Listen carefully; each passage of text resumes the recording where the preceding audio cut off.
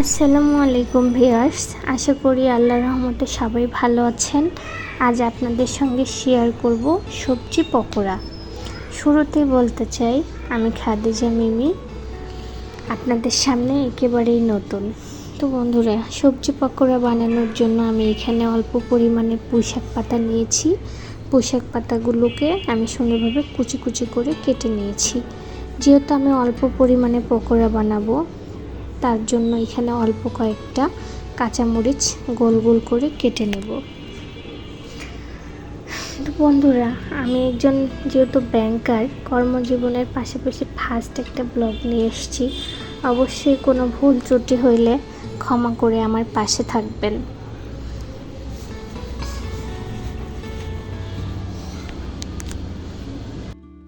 তো বন্ধুরা, আমার কাঁচামরিচ কুচি কুচি করে নেওয়া শেষ।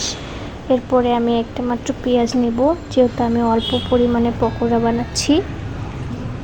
তো একটা পেঁয়াজ আমি কুচি কুচি করে কেটে নেব। পেঁয়াজ কুচি কুচি করে কাটা হয়ে গেলে আমি এটা পকোড়া বানানোর জন্য রেডি করে নেব। তার জন্য আমি রান্নাঘরে গেলাম। রান্নাঘরে গিয়ে পেঁয়াজ কুচি এবং পুঁইশাক পাতাটাকে ভালো করে ধুয়ে নেব। বন্ধুরা, আপনাদেরকে বলি, কর্মজীবনের পাশাপাশি অন্য কোনো কাজে সম্পৃক্ত থাকাটা অনেক কষ্টের। তারপরেও ভাবলাম আপনাদের সঙ্গে ব্লগটা শেয়ার করি। তো পুঁইশাক পাতা এবং পেঁয়াজ কুচিটাকে আমি ভালো করে ধুয়ে চিপিয়ে চালের আটার মধ্যে দিয়ে দেব। চালের আটার মধ্যে দেওয়ার পরে আমি কাঁচামরিচগুলোকে সঙ্গে অ্যাড করে নেব।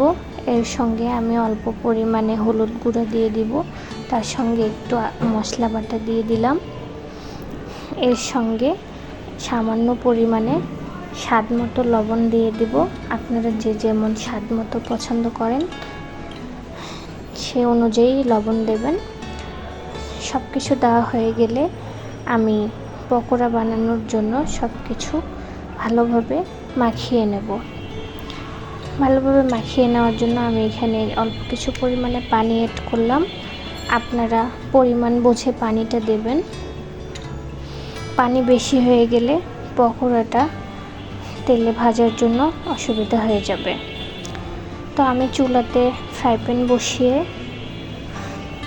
মিডিয়াম আছে তেল দেওয়া হয়ে গেলে ম্যারিনেট করে রাখা পকোড়াটি আপনি সুন্দর করে তেলে ছেড়ে দেবেন।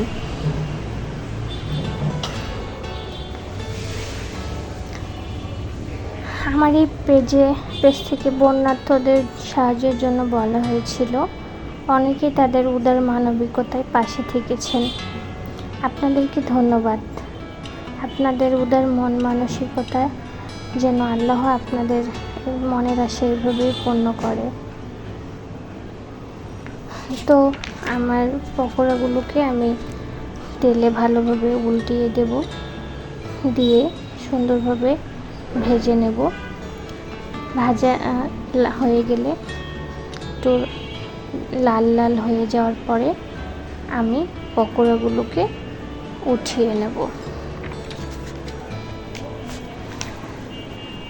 আমার পকোড়াগুলো লাল হয়ে এসেছে, একটু বাদামি কালার হয়ে এসেছে। আমি পকোড়াগুলোকে সুন্দরভাবে পরিবেশন করব। ক্রিসপি, অনেক মজাদার। সবাই ভালো থাকবেন, সুস্থ থাকবেন। আল্লাহ হাফেজ।